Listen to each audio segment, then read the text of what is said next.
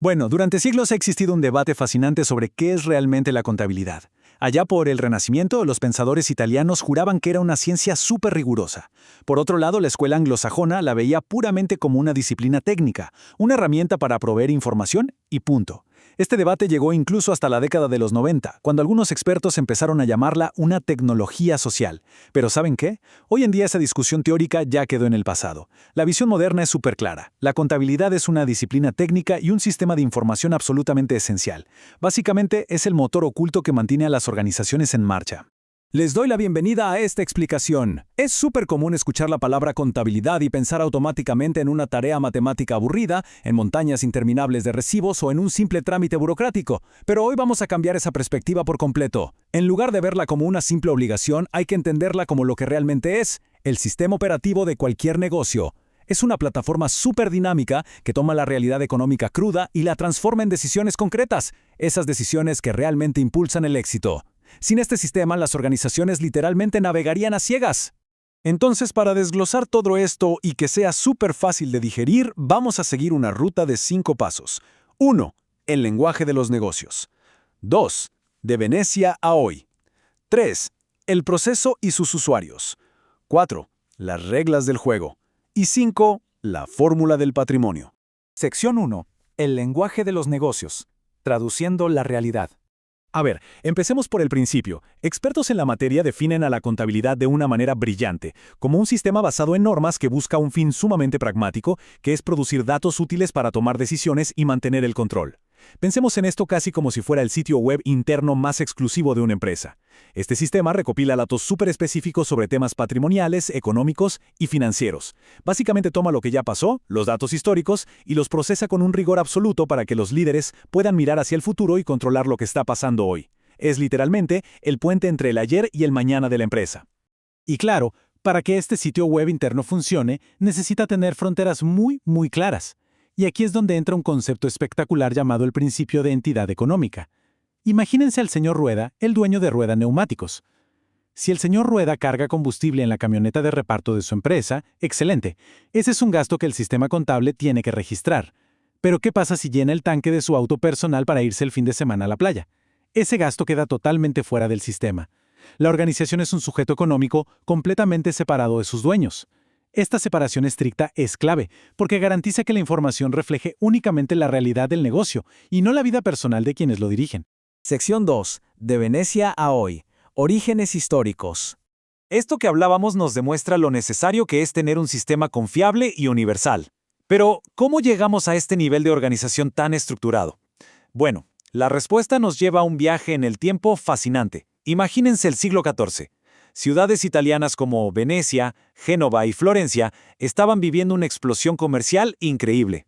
El comercio se expandía por toda Europa, la gente lidiaba con diferentes monedas, distintas medidas, necesitaban urgentemente llevar las cuentas de una manera superior. Para la década de 1470, un método llamado partida doble ya era un éxito total. Pero el gran salto ocurrió en 1494, cuando un matemático llamado Fray Luca Pacioli publicó el primer tratado impreso explicando este método al detalle. Un dato de color genial.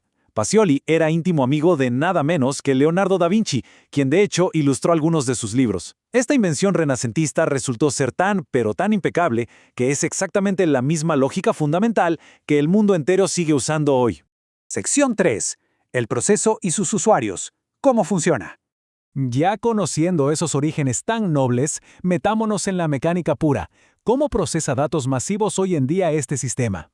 Todo se reduce a un flujo superlógico de 3 etapas. Primero, la captación de datos. Aquí es donde se detecta cualquier hecho económico, ya sea interno o externo, que mueva la aguja del patrimonio. Hablamos de una venta, una compra, el pago de sueldos, lo que sea. La segunda etapa es el procesamiento. Esos hechos crudos se agarran, se clasifican, se ordenan y, ojo aquí, se miden y cuantifican en dinero antes de registrarse. Y finalmente, llegamos a la comunicación. Toda esa balaíza de datos ya clasificados se resumen en informes estructurados y súper legibles. Ese es el ciclo vital de la información de cualquier negocio.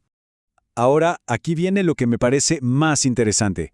Esa misma base de datos se divide para alimentar 2 mundos completamente distintos. Por un lado, tenemos la contabilidad patrimonial o financiera.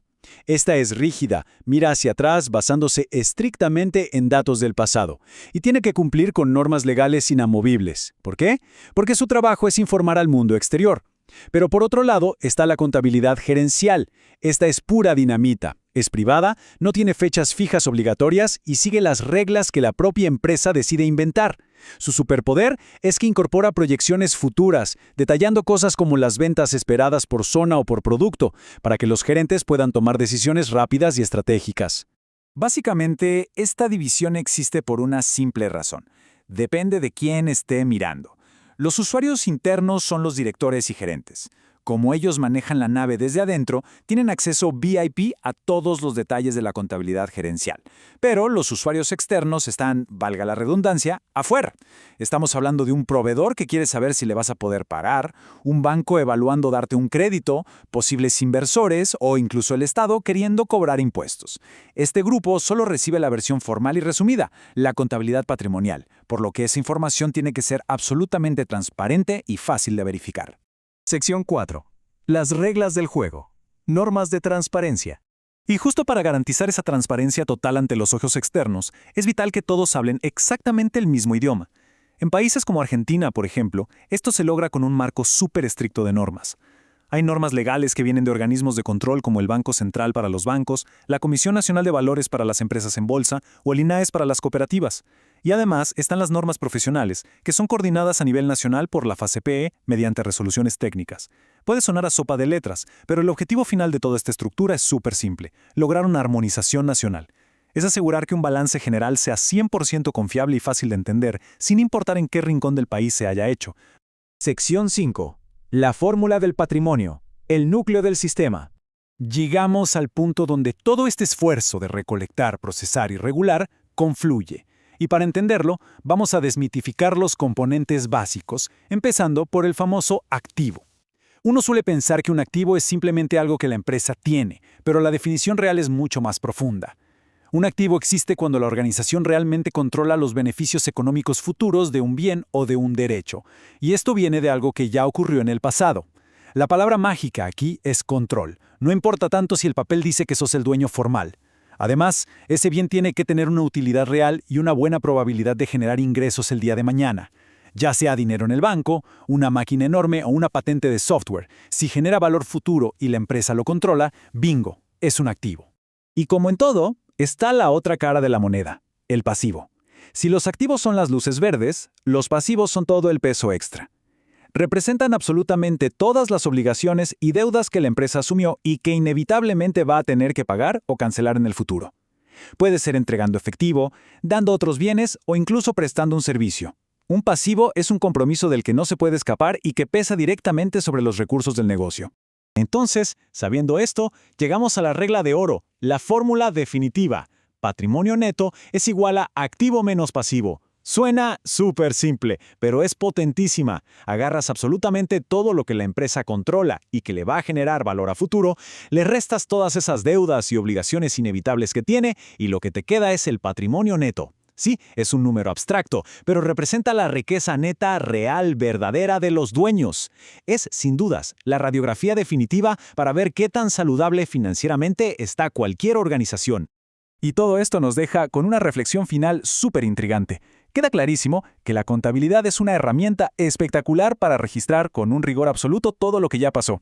Pero seamos sinceros, el mundo de los negocios no se queda quieto. El mercado de mañana no va a ser el mismo que el de hoy. Entonces, si tu sistema principal solo anota la historia, ¿cómo hacen los líderes para prepararse para lo que se viene? La respuesta está en ese puente mágico que construye la contabilidad gerencial, usando esta misma base histórica para proyectar, armar presupuestos y predecir el futuro. Porque al final del día, dominar el pasado es el único trampolín confiable que tenemos para conquistar audazmente el futuro. Esperamos que esta explicación les haya dado una visión mucho más clara de cómo funciona realmente el lenguaje de los negocios.